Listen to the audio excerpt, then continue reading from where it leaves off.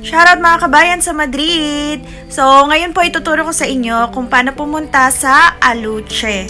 Ayan, yung Aluche po, doon po makikita yung place kung saan po magre-renew tayo ng ating mga residence ID.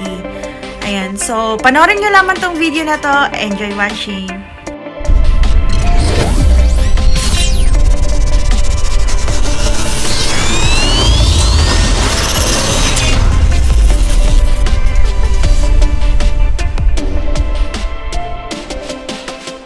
Siyempre, kukunin po natin ang metro. Pwede rin po tayo sumakay sa bus.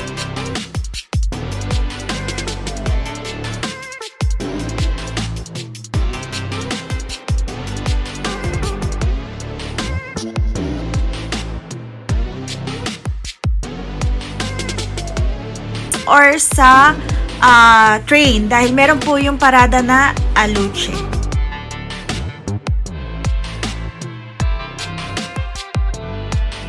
Okay, so ang pinakamadaling transportation na pagpunta doon for me is ang metro. Ayan. Kuha po tayo ng line 5. Baybayin po natin yan hanggang sa parada ng Aluche. Doon po tayo bababa.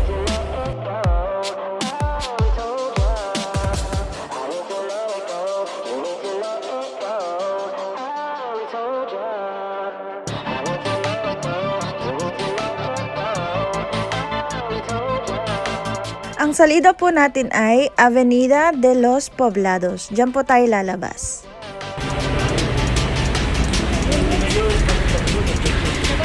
Ayan, paglabas natin ng metro, makikita natin to.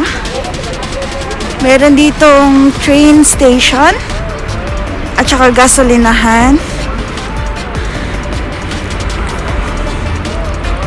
So, diretso lang po tayo dito sa may ating left side.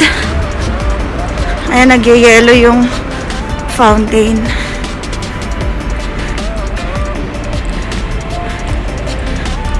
Ayan, dire-diretso lang po tayo dito. So, yan po yung metro station ng Aluche. Ayan, may bus station din dito. Tatawid po tayo ngayon.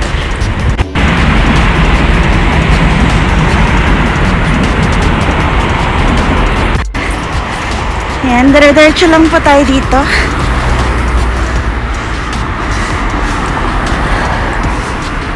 Ayan, yung snow, guys. Umulan kasi ng snow kahapon. Kaya yan, puting-puti.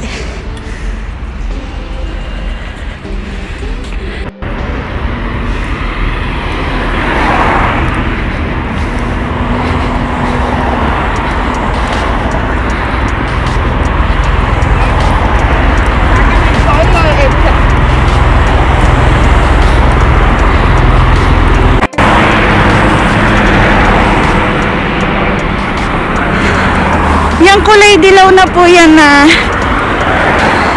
yan na po yung yung pupuntahan natin para mag-renew at saka kumuha ng ID. Ayan.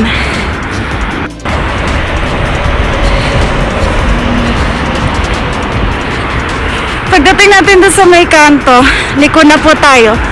Meron na dong entrance. Ayan. Dito.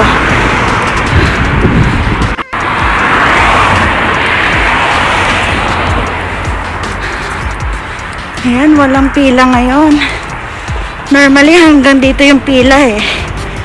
So, dire-diretso tayo doon, guys. So, yun lamang po mga kabayan. Sana nakatulong po ako sa inyo. Ayan. Pagpunta nyo po doon, wag nyo po nga lilimutan yung inyong mga papers. Kung meron po kayong nakaligtaan na i-Xerox copy, wag po kayo mag-alala dahil sa loob po doon, merong photocopy machine and meron din po dong photo booth para pwede po kayong picturean para sa residence ID ninyo.